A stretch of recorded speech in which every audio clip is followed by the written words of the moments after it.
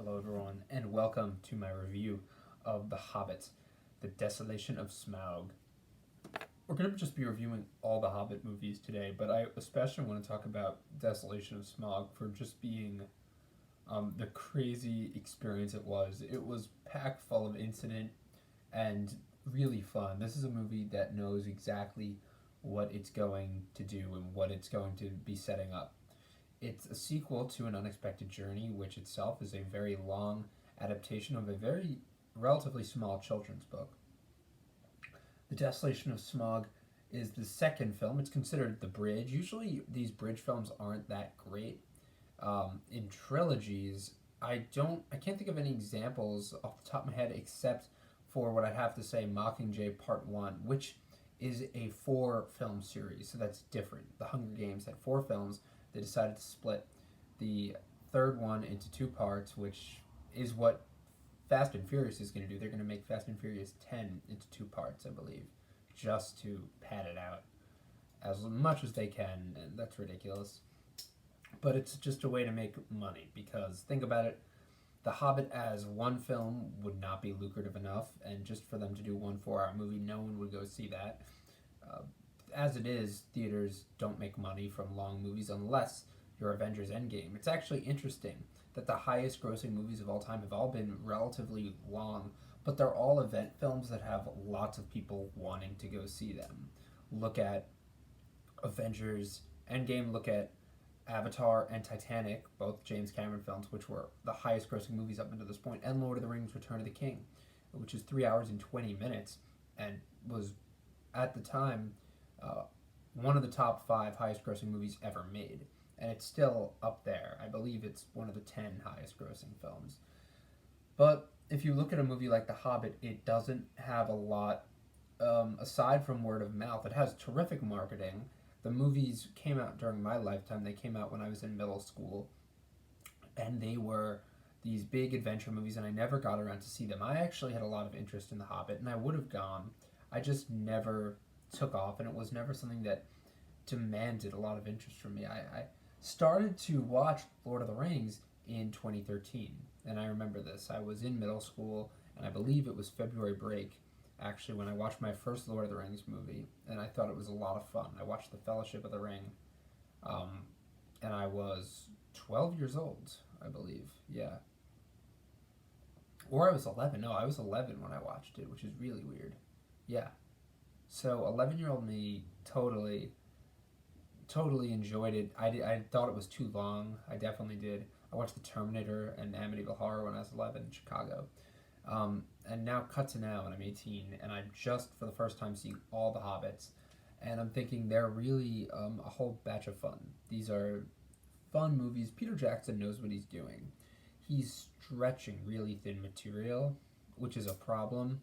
It's a problem if you want to have a lot of dense moments from the book. I mean, you just don't get that, but that's expected. I'm not expecting to get The Hobbit, Desolation of Smaug be, exactly like the book. They have to add and stretch things and, put bits of mythology in there to pad it out, but it's fun. I look at a movie from that perspective. If you can have fun with the characters and if you can have fun with the way they're telling the story, then it's doing a good job. This was compared to by Peter Bradshaw, really good critic for The Guardian. He said this was like a Saturday morning picture, just fun time, and it really is. There's a lot of adventure in this film. It feels comparable to an Indiana Jones movie.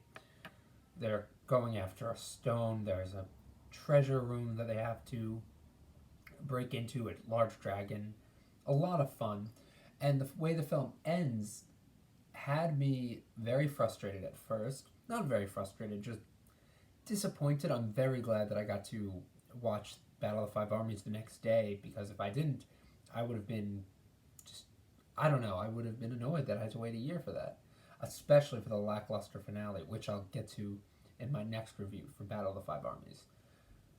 It's just a very fun movie that knows how to fuse energy with great character dynamics, beautiful color schemes, and terrific voice acting. These movies are very reliant on CGI. That's a huge thing I have to mention with the Hobbit films. They're all location based, but everything feels a bit fictional. It feels like a large cutscene from a video game, very nicely crafted, but just very fake and artificial. I think it's just the large, lush backgrounds, and everything is much brighter in contrast to the actors.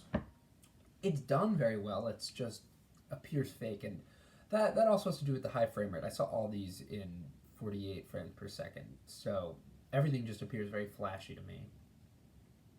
That's not a again, it's not a bad thing. It's one of the things with the movie. It doesn't have that filmic look of Lord of the Rings. It has a much more high quality, advanced look. And yeah, that's not bad. Really enjoyed lots of the Desolation of Smaug. Scenes in the mine, the scenes where they're just in the barrel going down the river. It's all very fun. The adventure, the scope. This is interestingly what Lord of the Rings should be, and it never really dwells in like one area. They're always moving, but that's what the film should be, just kind of always fun. And then you get the Battle of Five Armies, and it's different. This is very much gonna have me rewatch all the Lord of the Rings, which I haven't seen since 2013 and the very beginning of 2014. I actually it took me a year to watch all of them. I was 11, and then I finished it when I was 12. In February of 2014. So that's February 2013. Watched the first one at home. I watched Two Towers at home, I think, over the summer. So that's like a couple months after. And then all the way next February, when I was 12 years old, I watched Return of the King, and I really loved The Return of the King. And it's funny, that was 3 hours and 20 minutes, which is why it took me so long to watch it. I just never had the time. And I got a DVD out of the library, watched it, and I'll put a review up for that because it was a great memory watching that movie. And now Desolation and Smaug doesn't feel like that type of movie. This and Unexpected Journey are the best of the Hobbit films. They have a very wholesome, family, adventurous feel to it, and that's why I like it. I like the Desolation of Smaug because of the grand scale. It feels like we're in the epic zone of the books. And it could go a little harder. I think it could go a little further, but by just kind of skimming on that epic, very intense, suspenseful, fun, Spielbergian edge, it's like a mix of Harry Potter and a Spielberg film. And that's Lord of the Rings has always been harder than that and more intense, but The Hobbit is very light and feels very Spielbergian with its themes of family, adventure, and going away from home. So Desolation of Smaug is definitely the most fun. It reaches out there, and it's one of the better Hobbit films. And probably after Return of the King and Fellowship and Two Towers, it's one of the best. So stay tuned for my reviews of An Unexpected Journey and Battle of the Five Armies.